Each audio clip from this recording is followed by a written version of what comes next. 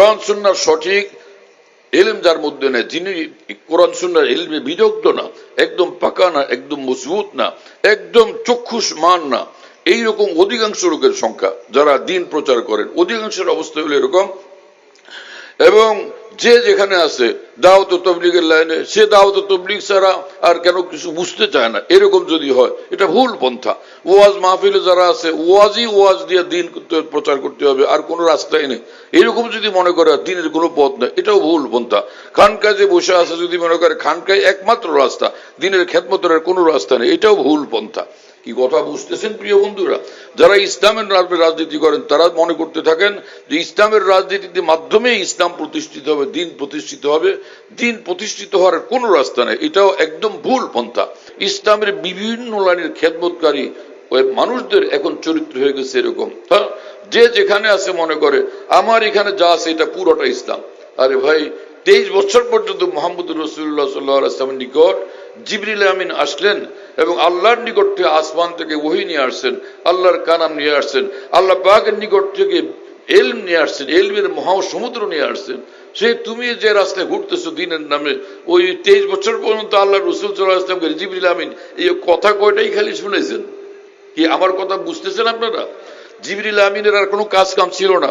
23 বছর পর্যন্ত কথা কয়টাই ঘুরে ঘুরে ঘুরে ঘুরে রটতে থাকছেন, যেটাকে তুমি সকালেও বলো, দুপুরেও বলো, আসরেও বলো, সন্ধ্যায়ও বলো, এশার পরেও বলো, সব একই কথা ঘুরে ঘুরে তুমি বলতে থাকতেছো। এই কয়েকটা কথাই 23 বছর পর্যন্ত নিয়ে আসছে জিবরিল আমিন। আমার কথা আপনারা বুঝতে পারতেছেন প্রিয় বন্ধুরা? খুব খেয়াল করে শুনবেন।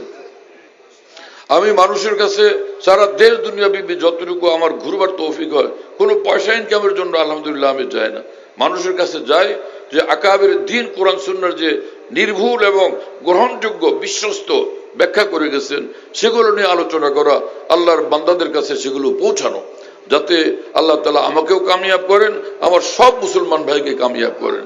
আমার কাছে কোনো দল নাই, কোনো পার্টি নাই, কোনো মতবাদ নাই, কোনো রাজনীতির দল নাই। আর সব মুসলমানের জন্য আমার দিলের আওয়াজ এবং আমার ব্যথা এবং দিনী কথাগুলো সব মুসলমানের জন্য। আমি দলাদলি পছন্দ করি না।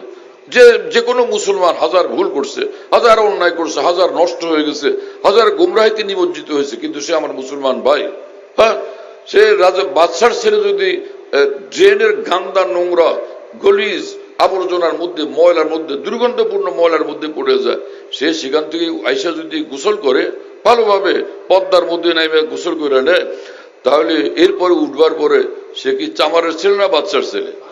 একজন মুসলমান হাজার অন্যায় করে ফেলছে, চাই সে যত বড় অপরাধ করুক না কেন, একটা করুক বা 1 কোটি অপরাধ করুক, গুনাহ করুক, অথবা 1 কোটি গুমরাহিতে থাকুক, সেদিন যেদিন যার বুঝে আসবে আমি ভুল করে ফেলছি, সে ওই ড্রেন থেকে যখন বের হয়ে এসে তওবা করবে এবং মহান রব্বুল আলামিনের দ্বীনের পদ্মার মধ্যে গোসল করবে, তো সে তো সেই শাহজাদাই শাহজাদা, লক্ষ কোটি শাহজাদার চেয়ে তার মর্যাদা উঠবে।